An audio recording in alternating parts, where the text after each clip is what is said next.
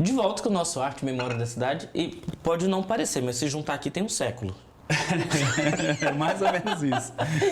E falando em um século, acho que a gente tem um pouquinho mais do que isso de registro histórico da nossa cidade, desconhecido, perdido, aí em registros separados, e que hoje, como desafio, a gente começa a juntar. Sim, sim. Não é?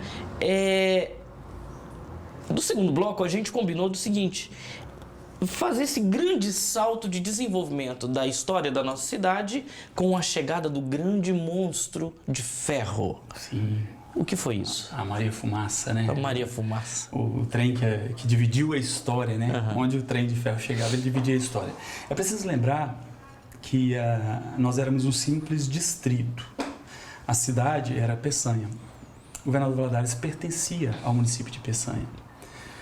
Aqui, no aspecto religioso, por exemplo, a gente tinha o bispo mais próximo, era o arcebispo de Diamantina. Aqui era regido pelo bispo de Diamantina. Olha quantas distâncias nós tínhamos, né? E nós tínhamos, então, o bispo que mandava aqui na cidade era o bispo de Diamantina, entre aspas. E o prefeito que mandava aqui era o prefeito, né, de Peçanha.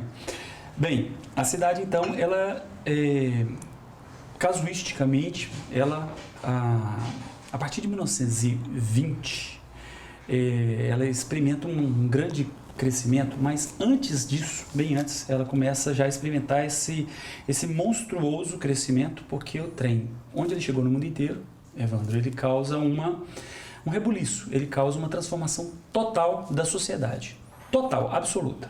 Ele foi o meio de transporte que mais causou transformações e impactou a vida das pessoas. Então, a questão de poder se transportar para outros lugares de uma forma muito rápida, entre aspas, mas que para aquela época era avançadíssimo, e junto com a ferrovia, paralelamente a ela, surgiam os fios do telégrafo, que eram alimentados por dínamos e que traziam a comunicação. Então foram duas grandes conquistas para o distrito que nós tínhamos aqui, o distrito de Figueira, era assim chamado. Outra coisa, Figueira, de onde é que vem esse nome? Aí falam, uns falam que tinha isso, tinha aquilo, que aqui tinha pé de figo demais. Não era nada disso. Nós temos uma espécie que ainda existe. Na orla da ilha é possível ver, e na orla do bairro São Pedro é possível ainda ver, no Santa Rita também, algumas a gente pode ver uma espécie de uma árvore. Ela é muito grossa e ela desce uma espécie de uma barbatana. Tipo um cipó. Isso, e se você quebra a folha dela, dá uma espécie de leite, uma folha grande. Essa chama Figueira Brava, que os nossos pais chamavam, os avós chamavam Figueira Brava. Ela, na verdade, essa espécie de árvore, ela chama-se Ficus elástica. Aquela folha era usada para curar pequenos cortes, quebrava, se passava num corte e tudo. Então, ela criava uma película, como se fosse uma película protetora. Então, ok. Essas ficus elásticas que nós temos ali na orla do Rio Doce, algumas delas com certeza têm mais de 100 anos, com certeza quase 200 anos, daí até mais, possivelmente. Então elas assistiram toda a história do nosso município. É por causa dessa descrição que a gente vê nos antigos mapas do Exército, por exemplo, falando que o distrito onde está o quartel do Porto de Dom Manuel, ele está ali próximo a um porto de Figueiras, onde param muitas canoas. Pode ser um porto de Canoas, alguns falam um porto de Canoas, próximo ao maciço rochoso da Ibituruna, em frente a uma ilha. Tem toda uma descrição. Né? Falava assim, uns falavam maciço rochoso da Boturuna ou Ibituruna. Boturuna, como costumam os índios dizerem. Então, assim, a gente vê que se está descrevendo o maciço da Ibituruna, a ilha e provavelmente o bairro São Tarcísio, onde a primeira localização desse quartel estava. Bem, até aí era uma cidadezinha de nada que nós tínhamos. Nós temos pouca coisa, pouco movimento, esse distrito da cidade de Peçanha, mas a partir de uma data específica, que é o dia 15 de agosto de 1910, para o monstro. O trem chega ao Governador Valadares. É a inauguração da estação ferroviária de Figueira. Há estimado um público de 200 pessoas que moravam aqui no então distrito para ver a chegada do monstro. Eles falavam literalmente era um monstro de ferro que estava chegando. E ela chega aqui. E ao fazer isso, vindo do Espírito Santo para cá, nós ganhamos então uma ligação, um umbigo com o mar. Às vezes a travessia de trem de Figueira ao Espírito Santo, até a beirada lá, do Porto lá até Vitória, nós tínhamos uma travessia de 2 dias e meio. Porque pegava rebanho pela... Ah, tá, porque o rebanho tinha que parar, desembarcar. Então, tá. aí o trem parava muito a miúde, em pequenas paradas pela estrada de ferro afora, para carregar, descarregar.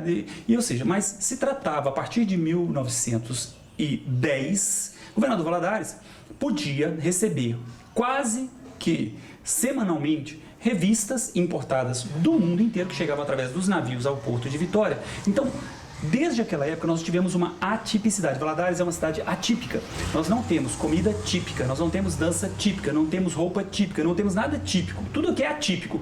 Porque ao abrir esse umbigo com o mar traz toda uma riqueza que vem do exterior. Toda a informação cultural. Isso. Uma capital que fica à beira do mar, como era Vitória, como é ali, trazia toda aquela bagagem. Isso tudo botado nos trilhos dos trens, chegava com 2, 3 dias a governador Valadares. Então, nós tínhamos avanços que nem a capital Belo Horizonte tinha, porque aqui nós tínhamos o contato muito mais rápido com o mar do que Belo Horizonte, pela central do Brasil, com o Rio de Janeiro. Então, nós tínhamos o contato com Vitória, que trazia... As costureiras de Figueira tinham acesso a revistas de moda, a revista francesa Fonfon, que era a revista de moda da época, que traziam moldes e tudo. Elas não sabiam ler uma gota de francês, mas sabiam fazer o corte. Então, chegavam tecidos, todo tipo de modernidade chegou ao governador Valadares muito antes de nós emanciparmos de sermos um distrito de Peçanha. Mesmo sendo um distrito, nós conseguíamos essa emancipação. Distanciamento. Ou seja, Peçanha continuou ficando uma roça, porque a partir do momento que o governo do estado determinou que faríamos uma ferrovia ligando o Porto de Vitória até a cidade de Diamantina, até então se cogitava na jazida de minério de Itabira, porque ela nem sonhava em existir, era 1910 ainda, já haviam pesquisas sobre aquela área. E esse traçado então começa a ser feito e chega aqui. Ele para aqui perto de Patinga porque começa a Segunda Grande Guerra Mundial.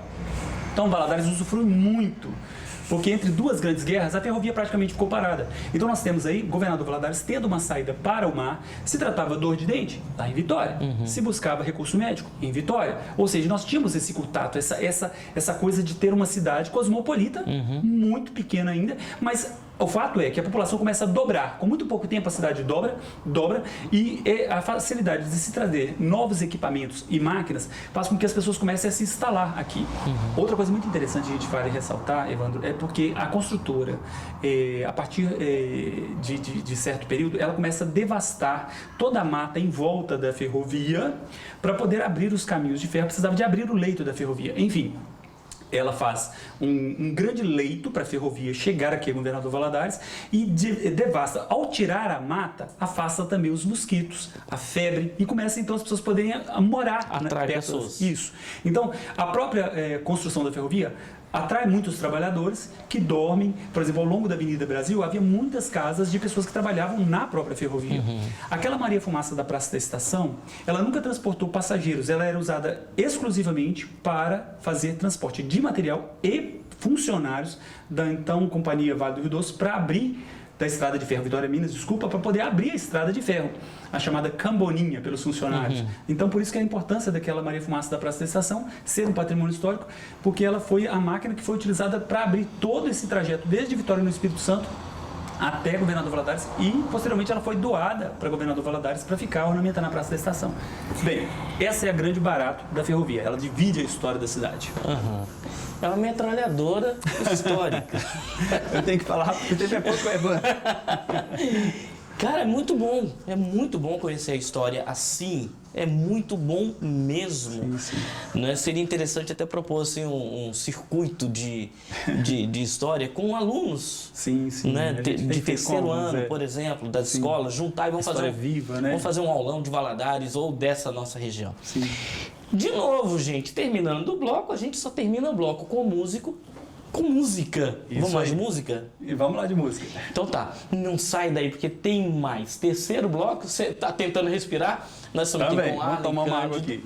Arley Cândido, pesquisador e apaixonado por conhecer em músico, né? Vai ficar com música e a gente volta daqui a pouco.